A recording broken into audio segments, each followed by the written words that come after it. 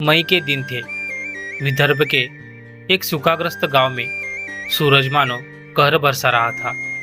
पिछले एक हफ्ते से गांव में पानी की एक बूंद भी नहीं थी।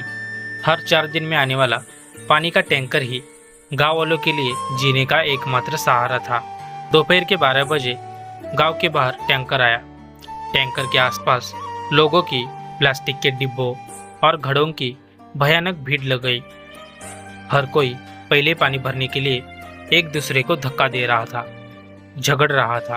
उसी भीड़ में 45 साल के बबन राव अपने नीले रंग के प्लास्टिक के डिब्बे के साथ खड़े थे। बबन राव बेहद गरीब और साधारण मजदूर थे। कई धक्के खाने के बाद, आधे घंटे की मशक्कत के बाद आखिर उनका नंबर आया। उन्होंने नल के नीचे अपना डिब्बा रखा। साफ पानी की धार उसमें भरने लगी। डिब्बा पूरा भर गया। बबन राव ने बड़ी सावधानी से उस 20 लीटर के भरे हुए डिब्बे को दोनों हाथों से उठाया। जैसे ही वे भीड़ से बाहर निकलने वाले थे, तभी पीछे से किसी ने जोर का धक्का दिया। बबन राव के पहले से ही थके हुए हाथ कांप गए और वह भरा हुआ डिब्बा उनके हाथ से फिसलकर सीधे जमीन पर गिर गया। छपाक की आवाज़ हुई और वह 20 लीटर साफ पानी एक ही पल में उस तपती लाल मिट्टी में बह गया। वह एक बड़ा सा कीचड़ बन गया।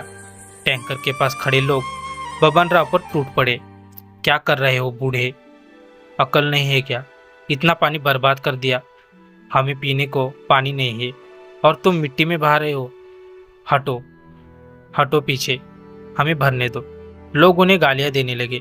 बबन राव ने किसी को कोई जवाब नहीं दिया। वे वहीं खड़े रह गए और जमीन पर गिरे उस पानी को एक टक देखते रहे। अगले ही पल बबन राव ने जो किया उसे देखकर सबकी आवाज़ अचानक थम गई। बबन राव उस कीचड़ में घुटने के बल बैठ गए। उन्होंने अपने कांपते हाथों से पानी समेटना शुरू कर दिया। वह मिट्टी मिला हुआ पानी एक छोटे प्लास्टिक के मग में भरने लगे। उनकी आंखों से आंसू बह रहे थे। काका, ये क्या कर रहे हो? पागल हो गए हो क्या? ये तो कीचड़ है। भीड़ में से एक युवक आगे आकर बोला।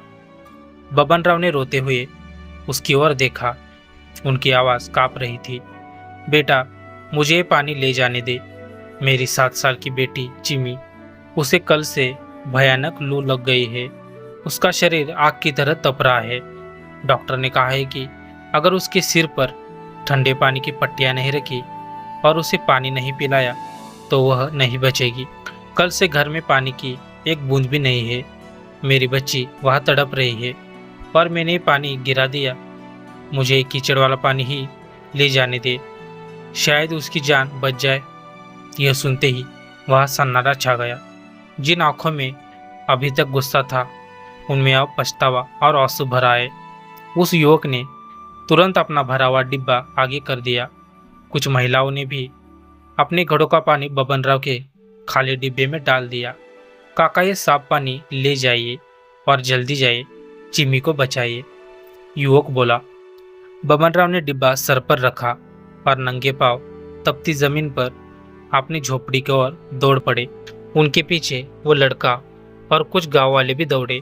5 मिनट में बबन राव अपनी झोपड़ी तक पहुंचे। उन्होंने हाँफते हुए दरवाजा खोला।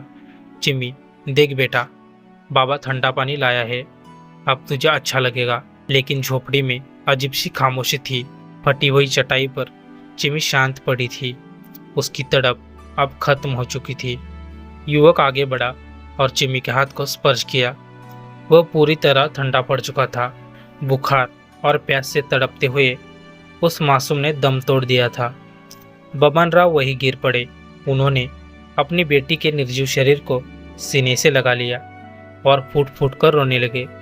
उनका दर्द भरा चीख उस सूखे गांव के आसमान को चीर गई। उनके पीछे रखा पानी का भरा हुआ डिब्बा अब वही था, लेकिन जिसके लिए वो पानी लाया गया था वह गला हमेशा के लिए सूख चुका था। किस्मत का यह खेल इतना क्रूर था कि उस गिरे हुए पानी के साथ साथ बबन राव की जिंदगी का आखिरी सहारा भी उसे सूखी मिट्टी में हमेशा के लिए मिल गया था। धन्यवाद।